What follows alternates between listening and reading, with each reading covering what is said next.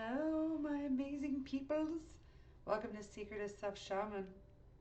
We're going to be doing um, love reading, relationship reading, whatever comes out will come out, of course, right? So I hope that y'all are doing wonderful today on this beautiful Saturday or whatever day it is for you when you're watching this.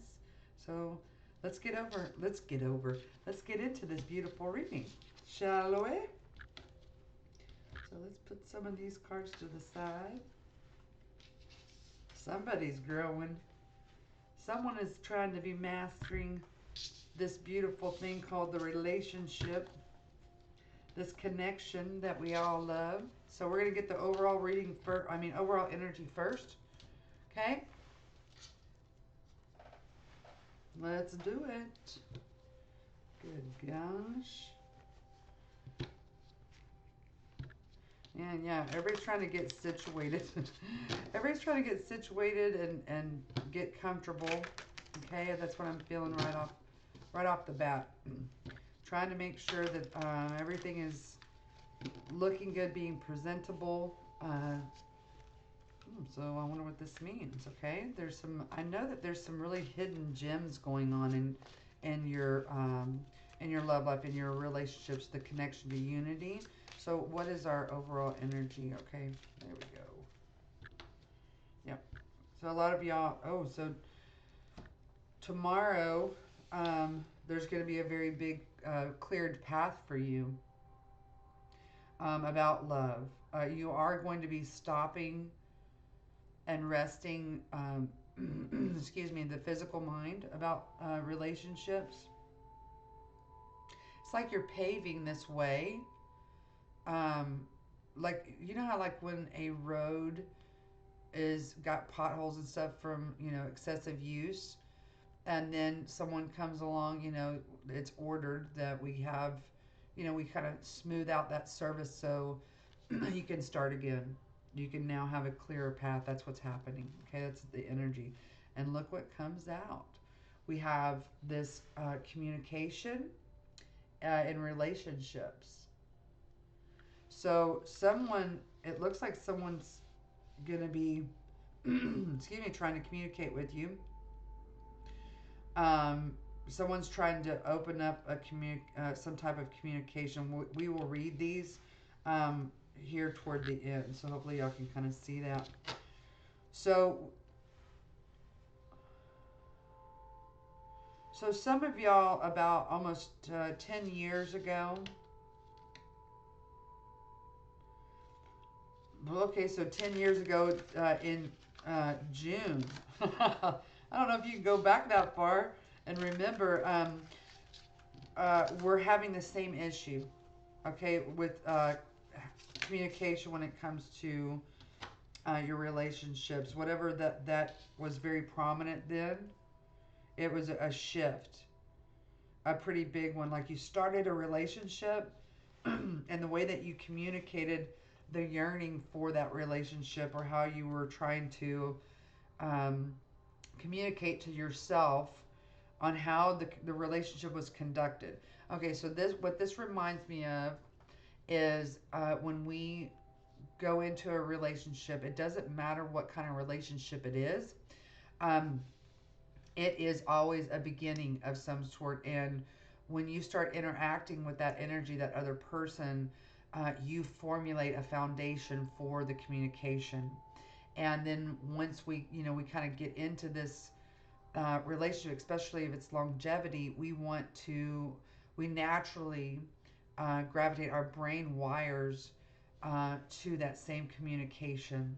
And for those of you that are kind of not following what I'm saying, what this is like, the best example is when you start off the relationship, you get to know each other, you're very open, very optimistic, you give each other exchange of information about yourself. And then in that relationship, every relationship, you actually have some kind of upset, a conflict of some sort. And then how you deal with that conflict, that energy will repeat itself throughout the rest of the livelihood of your relationship. That's just how it works. And so uh, this is something that's coming to the forefront here. So how is this manifesting in your day-to-day life? Your smell it, taste it, touch it 3D world. We have the devil here.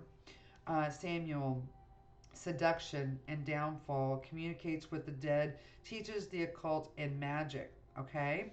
So, what does this mean that has manifested? Meaning that your relationships, you could say that too, it comes with a touch of constant obsessiveness with what does this mean? You know, how do I understand to connect and re-communicate my unity in relationships? That's pretty big. What is influencing that energy is the lovers. Okay, so this is about protecting what you love, and this it says joy and pleasure brings happiness to couples, removes negative energy. So you are now been working for the past decade, it looks like, or some kind of relationship that began in June of, about 10 years ago, roughly, that basically influenced this desire to make a decision about love. And what has manifested is a very um, focused energy that says, I need to reshape this energy that seems to be harmful. And what is your spirit saying about this is the Ace of Cups, meaning it's this is about your mother, or the main caregiver in your life that nurtured you.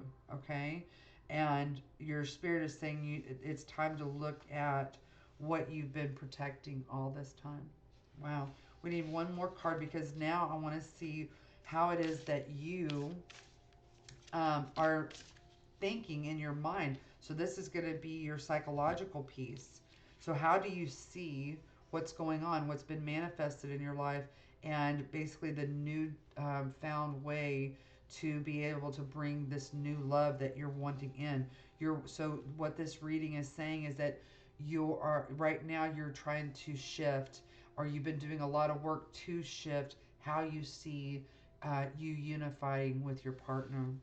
So you have the Page of Wands and then you have the Queen of Wands. So this means that you're trying to elevate this passion you have about love, which is great. You're starting to come out of um, having to constantly feel like you need to protect yourself in relationships. This something happened recently um, that made you kind of first get offended or feel like, wait a minute, I need to defend myself, to, wait a minute, now I'm curious, what actually is the motivation behind all of this? This is where this relationship piece is coming.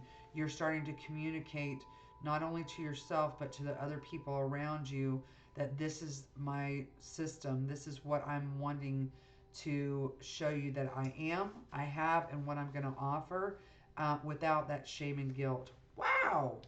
You go, people. So now I want to know how. I want to be able to give you some answers. So how is this balancing? Are you being balanced with what is manifested, what your spirit is saying, and what you're thinking about this relationship? Okay. And this, for some reason, I'm feeling like this is a multitude of relationships. There is theme driven in all your relationships. But again, just like last week when I said that we tend to really focus on that intimate love relationship, right? We actually prize that above all. So, how is this connecting? You have the Hermit, okay? So, this is crossing the wisdom. You're crossing this wisdom. This is like, looks like the Star of David on there. That's kind of crazy. Um, you're crossing over this wisdom, this spiritual wisdom, to your situation. The bottom of the deck, we have the Three of Swords. So this is definitely about heartache. And this is also about having to take this relationship or relationships, understanding the heartbreak theme, and being extremely clear. So a lot of times what happens when we get hurt, our heart is hurt, we have to go into this energy that says, I need to cut out all emotions. And really, I mean, it's like this grinding energy. And then you get confused and then scared because you don't want to go away from your loving emotion of who you are. Okay, that's the mission of the Queen of Swords, is to balance that. Okay, yes, I've gone through some major trials and tribulations. However, I need to know when it is safe to use my emotions. And that, my friend, turns into this Empress energy, which says I can be loving, strong, boundary oriented, and still be able to love like I loved before. Like this relationship that you found yourself in, and you are healing. You're healing. I think that you've already healed. Something to do with hands here. There's something to do with hands, the strength of your hands. Yeah. Okay, yeah. So you're looking for a partner that basically has the same healing component within yourself, but not identically.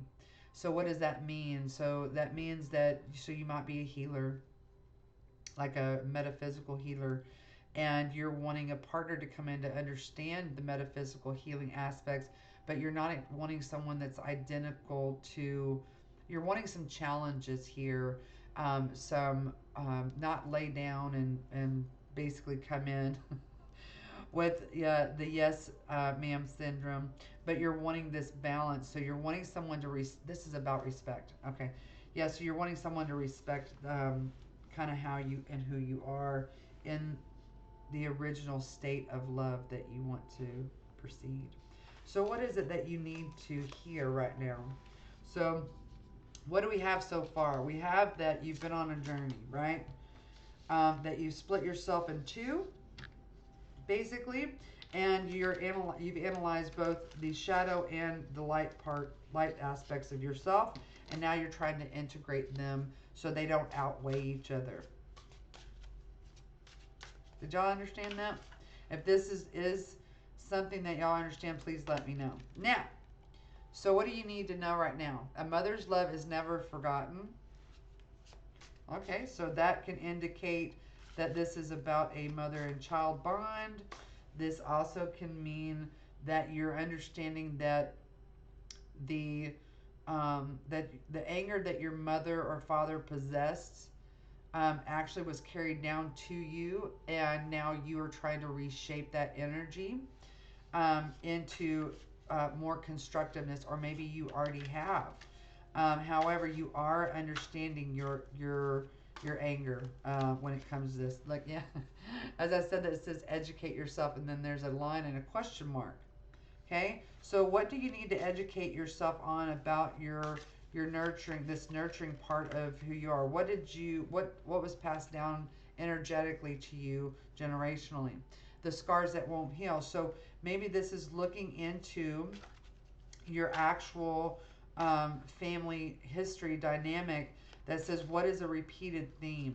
So is the repeated theme that, okay, when we get into relationships that don't feel good or feel abusive, feel like I need to protect yourself, and then it goes to um, okay, what within that theme, and then I run away from every time. I get to save myself over and over again. Okay, or why do I keep running into these relationships? It has to do with the love of your mother and how she taught you to understand anger and how to deal with anger, which anger really means fear. It's a secondary emotion. And here are the generational scars that won't heal. And you are educating yourself. You are becoming curious. That's what I said in the beginning of this reading. What else do you need to know? Oh, okay. Well, this is a whamma bamma. Yeah. So at the bottom of the deck, it's time to unwind. It's time to relax.